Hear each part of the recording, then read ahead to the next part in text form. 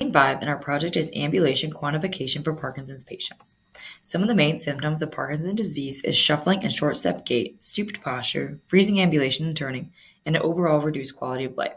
Clinicians can use deep brain stimulation to alter and treat the symptoms of Parkinson's disease. The issue and the importance of this project is that clinicians don't have an accurate way to measure gait and diagnose if the treatment is working other than just a visual scale. So we need a consistent scale between clinicians. The problem objective that we are given is to create a sensing technology to monitor and quantify the symptoms of Parkinson's disease as the patient walks with their normal gait, focusing on lower extremity ambulation only. So we are to create a tool to quantify the gait changes, and we're using the standards below for this project. The first prototype we have is a walkable mat that is 20 feet long with 15 feet of active data. The bottom of it is corkboard with copper tape squares placed on top that are 2 inches by 2 inches, placed 2 inches apart. On top of that, there's velostat, and when pressed down, it sends a current through the copper tape into the circuit design you see in the top left. The blue is a multiplexer that takes in the analog current and then sends it to the green Raspberry Pi Pico that then translates it into a digital current or digital signal that we can then analyze on the computer.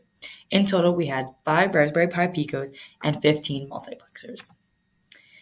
For the data collection and analysis of the walkable device, you can see in the video, this is an example of someone using the device. The data is seen to the right of that with the black rectangles.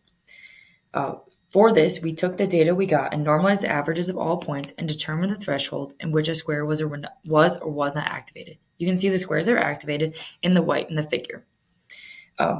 As you can see, there's inconclusive data and it doesn't show a difference between the half and the full steps. You can also see that surrounding squares were activated when not actually stepped on due to the pressure of the velostat. But you can clearly see this space between the steps. The second device we made was a wearable device. This consisted of an Arduino Nano 33 BLE with a gyroscope and accelerometer as well as Bluetooth capabilities. It was then powered by a 9-volt battery that sat in a box and then sat on top of the shoe with a Velcro strap. For the data collection analysis of the wearable device, you can see that the information that we collected from the device was then translated and created the graphs you can see in the top right. Each of these peaks represents a step. So you can see highlighted with the circle there, that is one step with a full step. But in the half-step trials, you can see there are a lot more peaks since a lot more steps were taken in the same amount of time. Some of the accomplishments we have for this project was last semester we created a proof of concept for our designs and we submitted IRB approval documents. In January, we started building the prototypes and problem solve the issues we faced along the way. In February, we gained IRB approval. And then in March, we scaled it and refined the prototypes so they'd be ready for testing. And then in April, we began prototype testing and we did the data analysis on each of the 13 participants.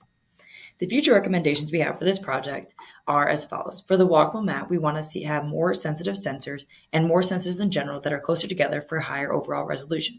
This will help us be able to differentiate between toe and heel stepping.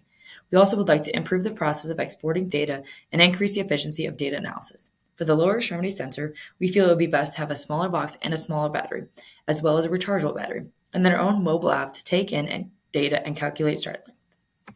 We'd just like to acknowledge and thank the following people for help with our project.